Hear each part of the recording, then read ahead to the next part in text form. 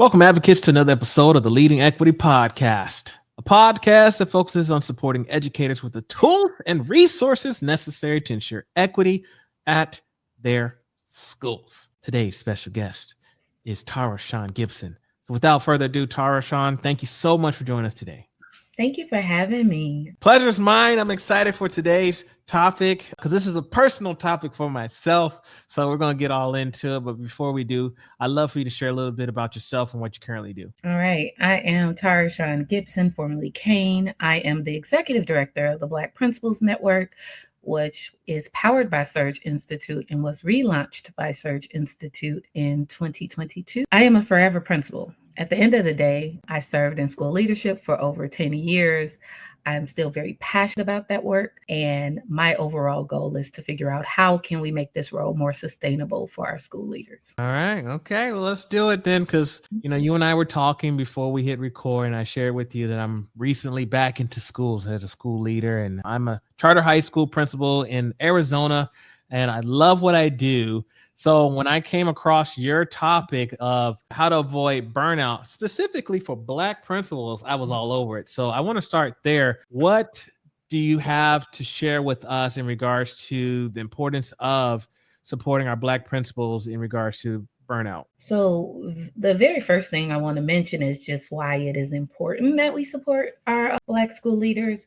And that is because, like, when you think about the system and how it was designed, it was not designed with us in mind, right? Even statistically, we say 77% of our K-12 principals are white. When you think about that and you think about what you're learning in schools, it is built from that lens. There's so much they don't teach you in principal school. And so for me, it is very personal because I served as a school leader during the pandemic, during George Floyd, during all of these things.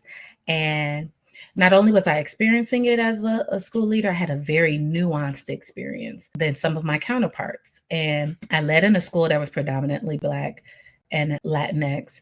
And so for us, it was not only am I dealing with this stuff, but then I have to deal with it personally, and then I have to go and lead my school through that. But they don't teach you that in principal school. I leaned very heavily on resources, and that's when I found the Black Principals Network, trying to identify what are some ways that I can heal myself, but also lead my school through something that we had never experienced before. I feel like I did that successfully. My students would say that, but what I also recognize is it was taking a toll on me. Life was happening for me. I lost 5 immediate family members just in 2020. I lost one of my staff members because we know that our Black and Brown communities were disproportionately impacted by COVID. And so I'm having to lead through that and not really dealing with what's happening on the inside. And I did get burnout. It was very hard for me to leave my school because I love my school. Oftentimes you hear about people think that when you leave your school, it is because something has happened. There is some sort of scandal or drama, or you and your staff. I loved my school. I love my students. I love my community. But I had to make a real decision about myself and what was I going to do, because I also ended up being pregnant during COVID, right? And so it was like, how do I lead through this by also having healthy boundaries? Because I didn't have them. I was the person that they called. And you want to be the kind of leader that you would want, but sometimes if you're not creating those healthy boundaries or leaning on your school community, really focusing on distributive leadership and building the capacity of others so that you don't have to do everything by yourself, then you will lead to being burnt out. That is kind of what this was built on. The Black Principals Network pre-existed before Surge, but when it was created, it was knowing that it was going to have to find a home somewhere. And Surge Institute, of course, is known for space making, affinity spaces, community, all of that kind of stuff.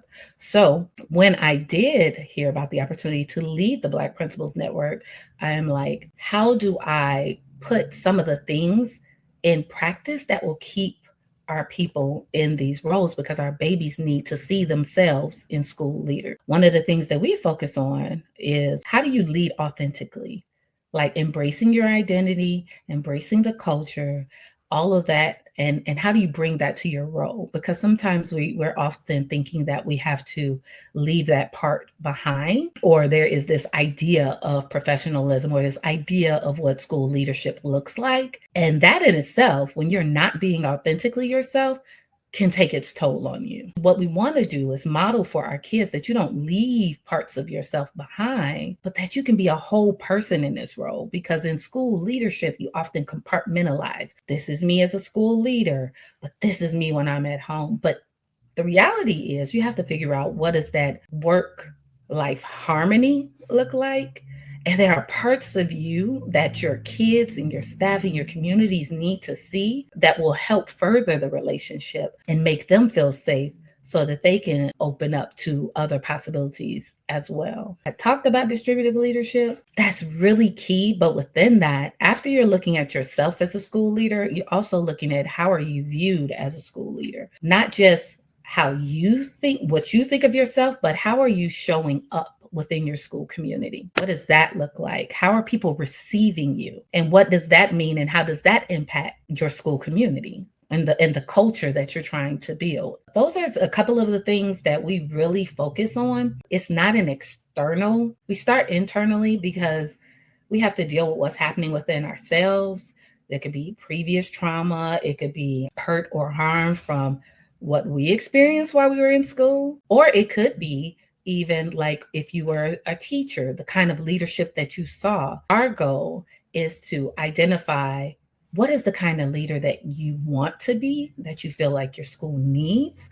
And then how do we build that capacity within you so that you can then empower the staff and the students in the communities that you serve? So those are great answers, and I'm glad that we're starting there, because as you were speaking, it really got me thinking about some of my own experiences. So this is my second, I guess, go around being a school principal. I had been out of the school principal realm for several years, and my first set of, like, the first school I went to was predominantly white as far as staff, and in addition to the students themselves and the community and everything. So I felt like, I was in Oregon, so I felt like was one of the challenges that I had, was the authenticity that you had mentioned, because I was doing a lot of code switching. When I first got there, I was kind of just like, being myself, boom, boom, boom. Yeah. But then I kept having to explain myself. And then, like, I was like, am I perpetuating stereotypes? So, like, that was in the back of my mind. But then when I moved here to Phoenix on the next round, like, my school is predominantly Black and brown.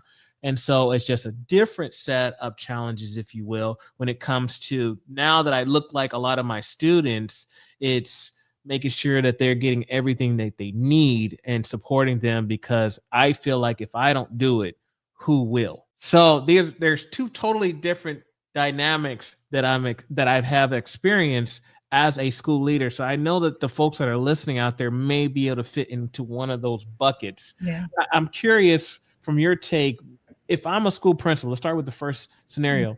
As a school principal, if they come to you and say, hey, look, I'm working in a predominantly white area, I feel like I have to code switch all the time. It drains me. Anything that happens, like a George Floyd situation or something like that, I feel like I don't have anyone to talk to or engage in conversation with, or I feel like I have to operate a certain way as a leader, because if I come too strong towards anything racial related, oh, look at him, what is he doing? But if I don't do enough, then I feel bad.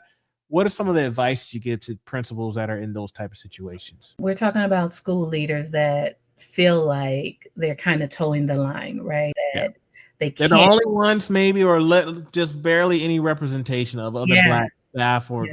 students in their community. Yeah. My question is typically like, what is the thing? Who are you?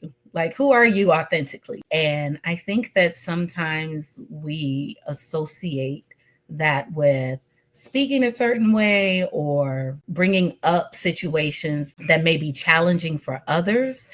And for me, what I always recommend is be who you traditionally deep down are. Who are you as a person, and how does that show up in your school leadership? So for me, it is, what I offer people is, what does your school community need? And they need you as you are. Now, there are things like, I'm not saying go in here and you're talking crazy or things like that, but if there is something that directly impacts how you show up as a school leader and how you show up as your authentic self, then that to me is you not giving your full self. So what do I mean by that? How you talk is how you talk, right? There are certain things that are just authentically you. And when you aren't showing up as your authentic self, that shows through as well. Like people sometimes don't receive you. They don't trust you because they know you're not showing up as the person who you truly are. Now, when it comes to stereotypes, I feel like that is other people's stuff. And so I don't want people to carry other people's stuff and let that prevent them from being themselves. What feels natural to you? How are you relating to your school? How are you relating to your community? Sometimes that's what they're looking for. That's how you strengthen relationships, because they're like, oh, you understand where I'm coming from. You too have experienced that. And so for me, it is really about, when I say showing up authentically, it is also about sharing parts of yourself, your world. What has made you the leader that you are? What experiences did you have in school? What neighborhood experiences did you have? It could be Greek life. What are you exposing them to that you all may have in common, but also to broaden the definition of what it means to be who you are? What are some other things that you can expose them to that they may not normally be accustomed to? So what I'm hearing is be you, no matter what, whatever space you're in. Now, okay, I hear that. Yeah. So let's say I'm being myself no matter Mhm. what, and that doesn't maybe come across well with the folks the constituents regarding the school. Oh, again, stereotypes, and I wanted to touch on the part where you mentioned stereotypes or other people's stuff, because I wanted to make sure I understood what did you mean when you say this other people's stuff. Because if I want to authentically be myself, which I'm with you on that, but what if me being myself, quote unquote, goes wrong? What kind of advice can you give to individuals who might be experiencing those kind of things? So my question will be, in what way? I think that there are still standards of excellence, not perfectionism, that you do in the role. I think that when I say bring your whole self to the role, or bring all of you are who you are, that is your experiences and things like that. My question would be like, what is not landing? So Like as I had to, let me jump in. For example, I found myself speaking the way I normally speak, right? Like if I was at a barbershop somewhere around, just where I grew up, those kind of things. And I would say certain phrases that, bad meaning good and good meaning bad, those kind of things. And folks were like, what do you mean by, like, what is that? So then I kept having to define a lot of stuff, kept having to give a lot of background and context, what I meant by saying something. No, I wasn't referring to it this way. No, I was actually referring to it. So I had to explain myself so much that I just got tired of it. After like a few months, I was like, okay, I'm sick of having to define and explain every single thing. I'm just going to talk that's more understandable to this group of folks that I'm working with, because it's just too taxing just to explain and give all this context. Yeah, I hear you. I think that for me, it is like, what is the message you're trying to get across? Like, that is important in how you choose to communicate. It is knowing a little bit of your audience. So it might be that what would have happened if you would have been, like, I don't want to say pre-explained, but if you said like, oh, that was a bad outfit. Yeah. And by bad, I mean good. Right. And then, so you are also giving them a little bit of the knowledge, because remember I said that I believe that knowledge helps, right? I feel like it's okay to clear up misconceptions or things like that, because you're expanding their knowledge base, but I don't feel like that is necessarily your responsibility. So I do understand like that delicate line, and also doing what is best for you. But does that mean that you're not authentically being yourself because you're not saying like bad? I wouldn't necessarily say that. It is when you take on a whole different persona. Okay. And you have that imposter syndrome, or you have your representative that is coming and speaking for you. Okay. Completely different dialect, like when you don't feel comfortable being yourself, like if there's tension that you're feeling when you're communicating, or you feel like you have to turn on this different person, that is when I would say that you are not being authentically yourself. Gotcha. And that is probably where I would have the problem. So I think that for you, you might have been like, okay, this may not be necessarily the audience in which I want to continue to say those things. And that's okay too. I think that's fine. But it's more than just your speech. I think the problem comes in when we have these predetermined ideas of what professionalism looks like, or what is acceptable and is not acceptable, and is only strictly based off of some sort of deficit thinking for who you are as a person. So you feel like you have to do something better. That's when it becomes a problem. Okay, I'm with you. Yeah. Yeah. That's a good explanation. You kind of got me thinking, like, okay, I had a conversation with an individual. He was, I think he was I think he was an AP. I think he was an assistant principal. Some advice that he gave me a few years ago was like, Sheldon, there's always a time and a place. He said, you can still be yourself all the time, but there's certain things that you can say. There's a time and a place for that. Yeah. And just be ready for whatever type of response that you're going to get. But that doesn't mean that you can't be yourself, but just consider where you're at. Sometimes I would just get excited, TaraShan. I would just be excited. I'm in the moment. I'll forget where I'm at. And then I'll just take it off. And then everybody's looking at me like, what did he just say? I was like, oh yeah. Yeah. Let me rephrase. You have to know your audience, right? You gotta know your audience. Yeah. But in that, again, for me, it is just like this feeling like who you are is a deficit. You have to be somebody different. That is where, again, the problem lies. But I'm very familiar with every audience may receive a different level. Yeah. But it is definitely still going to be me. Gotcha. Okay. Yeah. At the end of the day, you're still being yourself. But like you said, when you're just coming with a totally different person, an avatar, if you will, that's representing yourself in school, then that's the problem. Let's shift gears, because like I said, that's two scenarios right now. Like before, I was working on a predominantly white space, and now I'm working in a predominantly of color space. One of my campuses, I would say, is majority Black. My other campus is Hispanic. And so one of the things that I just started, so I can't say that I have a bunch of challenges. It's just more of, again, being proactive, because I love my school and I don't want to get to a place of burnout. So if I'm being proactive and then thinking about it from that sense, one of the things I see is like a lot of my students have additional needs. We're technically considered an alternative school. And so a lot of the students, yes, they want to come to us, or they're not mandated or forced to come to us, and they want their high school diploma, but usually they have some sort of a story that brought them here. Yeah. And so I want to not take on that compassion fatigue, because I'm listening to my students and thinking about their situations, and I'm considering, like, how do I turn it off, I guess, is maybe the question that I want to ask when it comes to school leadership. When you are faced with a lot of challenges from some of your students, you can identify yourself in some of their lives and their family. And then I got to go home to my own space, and whatever level of privilege I have. Are there some tips that you can give to administrators that might be in that type of situation? Yeah. First thing, let me just honor and acknowledge that compassion fatigue is real. That is a real thing.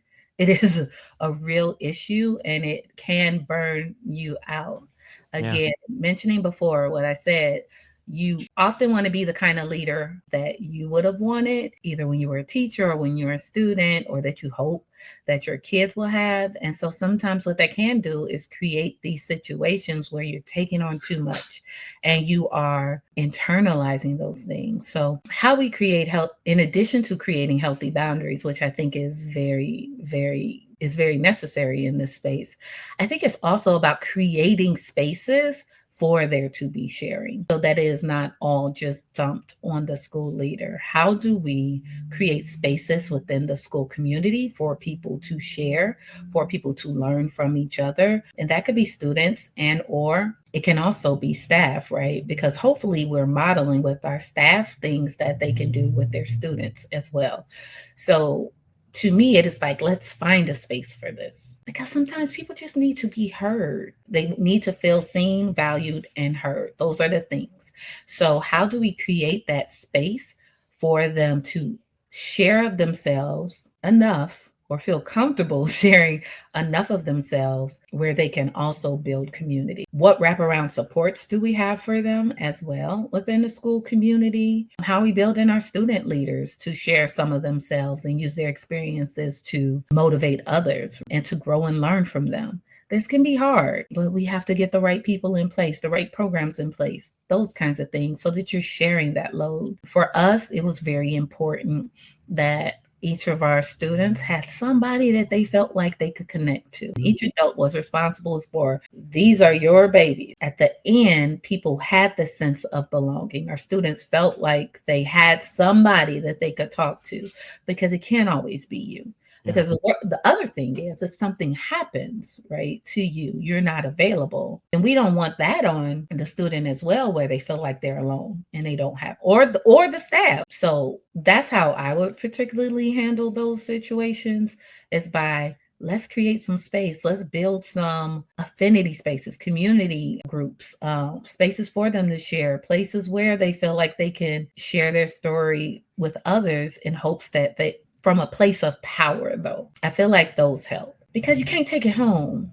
Oh. You cannot take it home. And it's difficult as a school leader to turn it off. It's not a faucet, like, where you can be like, yep, nope, I no longer care about what is happening at the school. But what you can do is build some structures where it doesn't always have to fall solely on you, while also creating the structures where the kids and adults don't feel neglected. I hope that makes sense. Well, what are those structures that we can create? Peace circles, again, wrap around services. Sharing a little bit of your story sometimes helps as well to build those safe spaces of unity.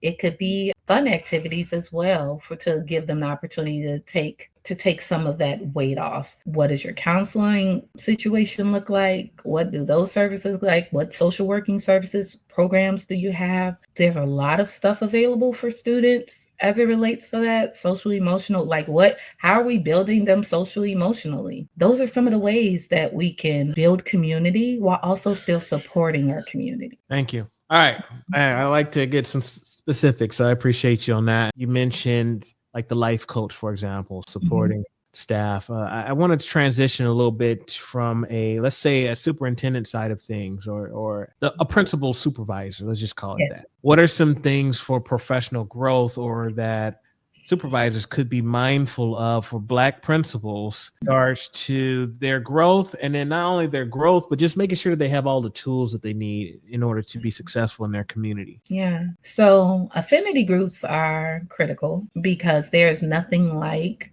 having somebody that is experiencing this, not just in theory, but also in implementation, that you could share resources and things like that. So I feel like if there are spaces specifically for school leaders, we always hear about student spaces. We always hear about how you're building it for staff, but nobody really thinks about the leader.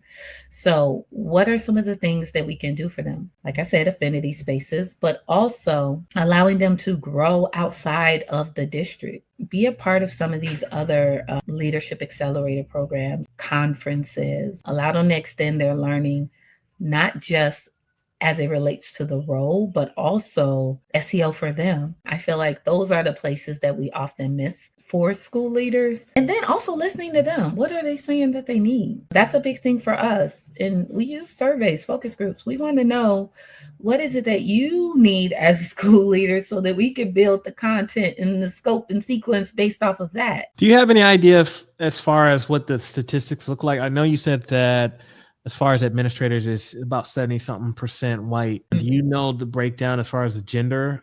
How many Black males or Black females are in the administrative role? Specifically to the gender, I can tell you that for Black school leadership in the K-12 space, I think in 2021 it was 9.4%.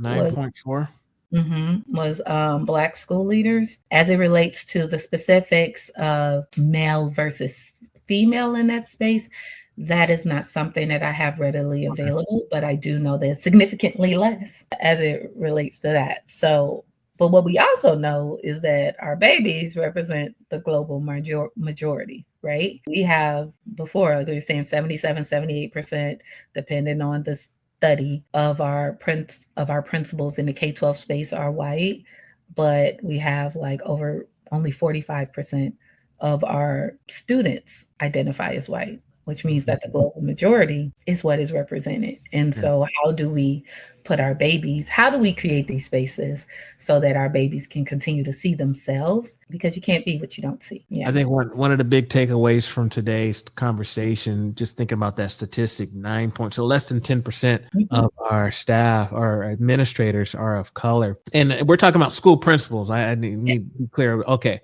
Because I know we always be deans and principals, but the actual school leadership side. And one of the pieces that really stood out for me, just listening to you, was just the fact that, just as a support to those principals, is just giving them praise and just let them know that, hey, you're doing a good job. If all they're receiving is, do this better, and they're not getting enough praise, I could see how that can contribute to some of that burnout, because it's like, oh shoot, I'm not doing a good job.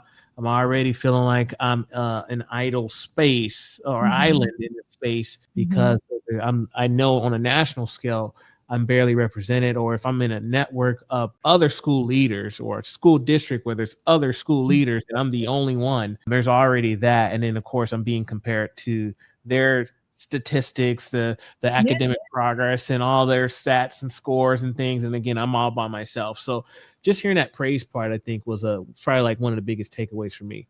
Yeah, it's school leadership in itself is very isolating, very lonely, because you don't feel like you can share. Like, nobody understands the weight that you're carrying of the school, like the success of the school as well as the failures of the school. Yeah.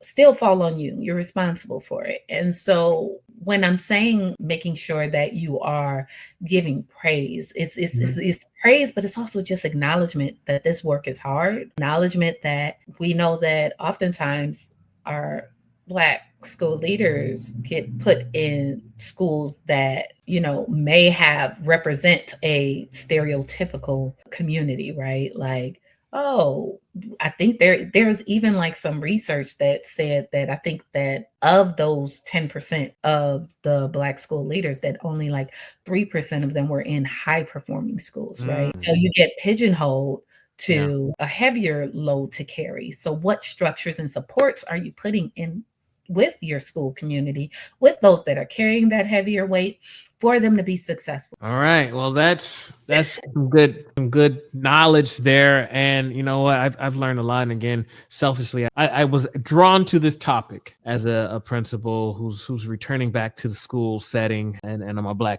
identify as Black. So I was excited for today's conversation. I'd love for you to take us home with any final words of advice you want to give to our listeners. First of all, I just want to celebrate you and say thank you. Thank you for doing the work that matters. We see you. We honor you. We respect you, and we're grateful for you. When I talk to my school leaders, and we're always on the fence of what is right for our babies and things like that, I often say, if it's not good enough for the babies that we have at home, it's not good enough for the ones that we serve. So using that as your moral compass, would it be good for your kids? Leading through that. The other thing that I want to say is, if you are looking for space and community, please make sure you come to the Surge Institute. SurgeInstitute.org is our website. We have that for all leaders of color, and specifically if you identify as Black school leader, the Black Principals Network is also available as well. And the Leadership Collaborative applications are opening January 1. So it could be you. Thank you very much. Folks, we'll leave links in the show notes. TaraShan, it has truly been a pleasure. Thank you so much for your time. Thank you so much for having me. I appreciate you.